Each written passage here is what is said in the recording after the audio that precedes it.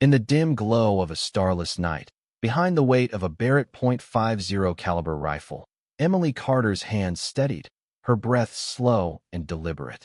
The Marine captain who once dismissed her as just a nurse now lay bleeding out beside her, his life slipping through the cracks of a desert canyon in southern Iraq, 2029. A convoy carrying 38 of her brothers in arms rumbled toward a trap she alone had uncovered. In that fleeting moment, Emily recalled her father's words, a retired Green Beret sniper who drilled into her a singular truth. When the world turns deaf, let your shot speak. What would you do if you had to choose between saving lives and torching your career? Stick around to the end for the buried secret of Operation Desert Veil, a truth the Pentagon has kept locked away for 35 years.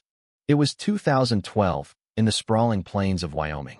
Frost clung to the grass as 9-year-old Emily trailed her father, Daniel Carter, across their family's sprawling ranch. Small for her age, with auburn hair tucked under a knit cap, she moved with a quiet grace that earned her the nickname Shadow from her dad. Daniel, a man whose scars told stories no record would ever hold, carried a worn canvas bag over his shoulder. "This way, Shadow," he murmured, his voice low, like he was still dodging enemies in some forgotten jungle. They reached a ridge overlooking a makeshift range-old tin cans perched on fence posts. Daniel unzipped the bag, revealing a .22 rifle, its wood polished by years of care. "Today's about focus," he said, kneeling beside her. "A rifle's not just steel and lead. It's math. It's will. It's you against the chaos." He guided her small hands, teaching her to feel the earth's pulse, to shoot between heartbeats. That first shot went wide, the recoil biting more than she expected. She looked to him, bracing for criticism, but found only a nod. "Adjust. Learn. Fire again." By dusk, she'd nailed for cans, her shoulders aching but her heart alight. "Hold on to this," Daniel said as they packed up. "When everything falls apart, precision's what's left." Fast forward to 2020, a dusty cemetery in Fort Bragg, North Carolina. Emily, now 26 and a seasoned Navy corpsman, stood rigid in her dress blues as a flag was folded over her father's casket. The official report called it a training mishap, a faulty grenade during a demo. Emily wasn't buying it. Daniel Carter didn't make mistakes with gear. She'd already seen combat, stitched wounds under fire, and qualified expert with a rifle, but the questions she asked about her father's death hit a wall of redacted files. After the funeral, a grizzled colonel, Marcus Reed, approached her. "Your dad was the best I ever saw," he said, his eyes on the grave. "Could thread a needle with a bullet at 1,000 yards. Emily cut to the chase. "What really happened?" Reed's face stayed stone, but he slipped a small brass key into her hand. He always checked his gear. Always. That night, in her childhood home, Emily found a hidden box under her father's study floor. Inside was a notebook, coordinates, and a letter. "Shadow, if you're reading this, they got me. Operation Desert Veil, 1994. Some missions never end. Trust only what you see through your scope. The Barnes root cellar hides more than tools. Combos your birthday, reversed." The notebook listed places remote corners of Yemen, Syria dates too recent for a retired soldier. The cellar, buried under hay bales, held a bunker, radios, maps, and weapons no civilian should own. A photo showed Daniel with a man whose face was burned out, labeled Desert Veil, 1994. The truth is buried unless you dig. Emily's world shifted. Desert Veil wasn't just a mission, it was a betrayal. Official records claimed it was a clean op targeting terrorist camps in Yemen. The files in her hands spoke of double crosses, civilian deaths, and a cover-up reaching the Pentagon's top brass.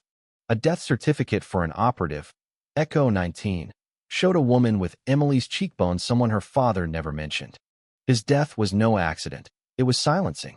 Emily tucked the notebook away, re-enlisted, and angled for a spot in Special Ops medical support. The truth demanded precision, and she'd play their game to get it.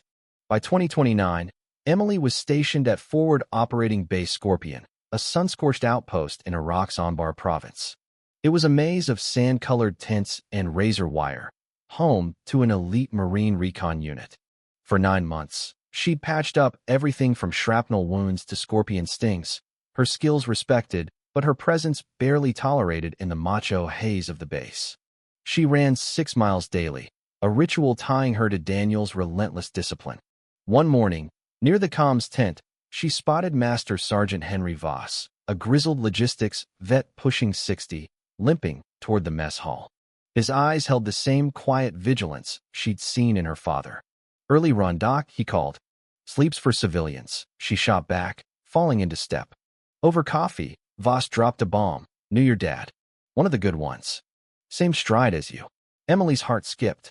"How well did you know him?" Voss stirred his coffee slow. "Enough to see his shadow in you. He'd be proud." Before she could dig deeper, Commander Nathan Holt stormed in, a 6-foot wall of intensity, trailed by sniper Ethan Spector, Kane, and his spotter, Lucas Gray. The room tightened under Holt's glare, conversations fading. Voss nodded at them. "Speak of the Devil's crew." Kane, a lean killer with a reputation for ghosting targets, eyed Emily. "Didn't know you ran, Doc." "Aiming for recon." The jab carried the usual dismissal. "Just keeping up," she said coolly. "Hard to save your hide if I'm winded." Kane chuckled, a rare sound. "She's got you, Lucas. Word is, you're decent with a pistol, document." Voss cut in. "Her scores beat half the grunts here." Holt shut it down, barking orders for a convoy mission the next day, 38 personnel, high-value cargo, possible RPG threat. Emily's gut twisted. She'd heard whispers on a scavenged radio receiver, pieced together from junked gear in the base's scrapyard. Hidden under her bunk, it had caught a coded signal, Echo 19. Convoy route compromised. Ambush at Wadi Karim, Eastern Ridge. The name from her father's files, Echo 19, tied to a dead operative, now warning of a trap. Reporting it would expose her illegal surveillance, ending her career. Silence could cost lives. That night, in a hidden ravine 2 miles from base, Emily trained with a suppressed Sig Sauer, her father's lessons guiding each shot. A voice broke the dark. "Nice grouping, document." Staff Sergeant Caleb Dunn, the base armorer, leaned against a rock. Her stomach dropped. "Late walk, Sergeant?" she asked, stalling. Dunn inspected her targets. 200 meters, 3-inch groups, at night. "That's not medic training." She admitted her father's influence. Dunn nodded. "Thomas Carter's kid. Figures. This could get you court-martialed, but I'm not reporting it. Your dad said there's training for standards and training for necessity. This feels like necessity." He paused. "That convoy Eastern Ridge has better sniper cover than the West. Command's blind to it." Back in her quarters, Emily's receiver hummed. Another message from Echo 19, ambush confirmed. 12 to 15 hostiles, Eastern Ridge, targeting lead vehicle. Local comms compromised. The convoy was hours away, and her warnings, dismissed by Holt as outside her lane, left her no choice. She'd act alone. At 0300, Emily slipped from base, a cached M110 rifle left by Echo 19 in an old well slung over her back. Her father's words echoed, precision and chaos. She reached a ridge overlooking Wadi Karim, spotting 14 hostiles setting up RPGs. Holt's Overwatch team, Kane and Gray, was on the wrong ridge, blind to the threat. Emily took position, her scope tracking the lead hostile. Her first shot dropped him at 900 meters, a second neutralized the RPG operator. Chaos erupted below as she fired methodically, thinning their numbers before they could react. The convoy rolled through unharmed, 38 lives saved. She vanished into the dawn, her rifle recached. Back at base, Holt's fury was palpable. He grilled her in her quarters, his XO, Lieutenant Rachel Wells, cataloging her gear. "You're no medic playing sniper," Holt snapped, holding her father's logbook, found in a staged box. "Explain this." Emily stayed calm. "Classified training, sir. Under Colonel Reed's oversight." A radio call interrupted urgent orders, pulling Holt away. Wells found nothing damning, but Holt's parting shot stung. "Your dad was a legend. Don't ruin his name." A week later, reassigned to Wyoming under Reed's orders, Emily and Kane reached the Carter Ranch. Echo 19's intel pointed to a bunker under the barn, holding Daniel's evidence, financial trails linking Desert Vale to Pentagon profiteering. As they accessed it, drones and unmarked SUVs closed in. Emily and Kane fled through a creek bed, evading thermal scans, and extracted via helicopter just as hostiles swarmed. In a secure Colorado vault, Emily presented the evidence to a classified panel. Admiral Laura Bennett, a Desert Vale veteran, validated it. This proves corruption at the highest levels. General David Pierce pushed back. This could gut national security. Emily countered, "My dad died for this. It's not about exposure, it's about accountability." Bennett ordered a probe, suspending implicated officers, but classified the Corps to protect operational integrity. On the ranch porch, sunset painting the Tetons gold, Emily felt her father's locket against her chest. Kane joined her, now part of Reed's unit. "They're prosecuting the money trail," he said, "but the system's shielding itself." Emily nodded. Dad knew it wouldn't end here. Someone's got to keep watch. Her father's words rang true. Precision is what remains. She'd carry his mission within the system, but beyond its limits. What would you do if you uncovered a truth that could save lives but destroy your career?